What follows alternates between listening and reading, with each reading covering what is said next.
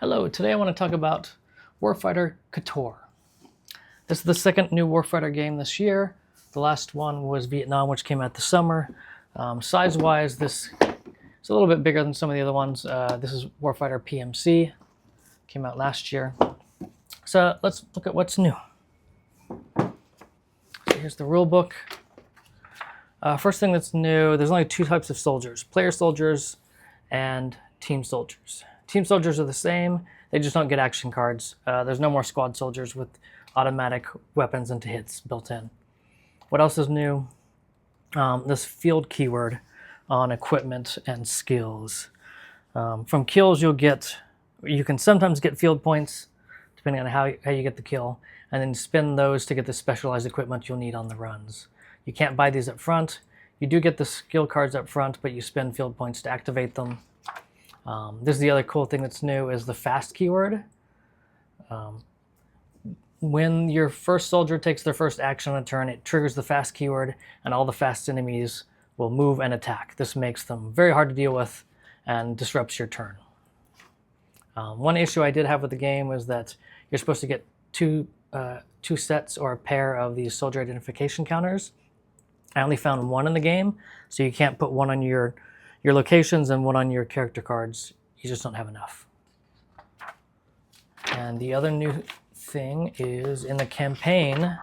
There's no campaign in the base set, but in the campaign, if you buy the two campaigns, there's one for Colorado, one for California, your characters will level up, much like you see in a lot of the other DVG games, and like you see in PMC.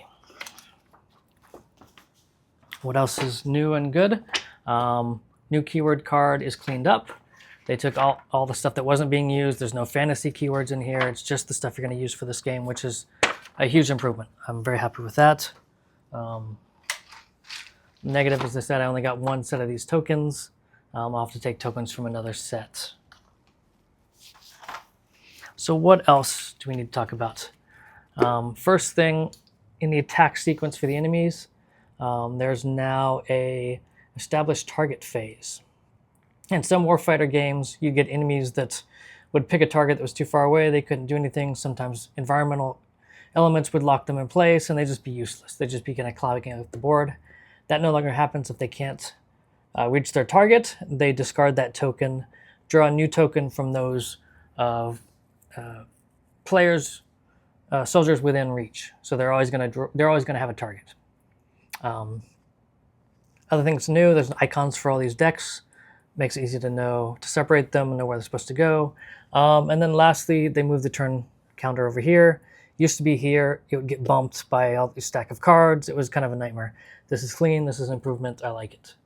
So here's some of those field cards. You can't buy these things up front. A lot of these were things you would take in every build. Like you always wanted the helmet, you always wanted field dressing.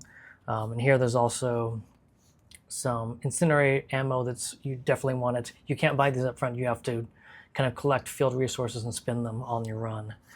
We also have fire-based attacks and ice-based attacks. Where's my ice stuff? So ice is unique. When you get hits, you actually put special 1/1+1/+1 tokens on it, and it makes enemies easier to kill in follow-up shots. So it's kind of a support weapon. Fire weapons are a specialized weapon. Certain enemies basically take more damage from fire attacks. So like what would normally be a suppression becomes a kill. These are very good specialized weapons.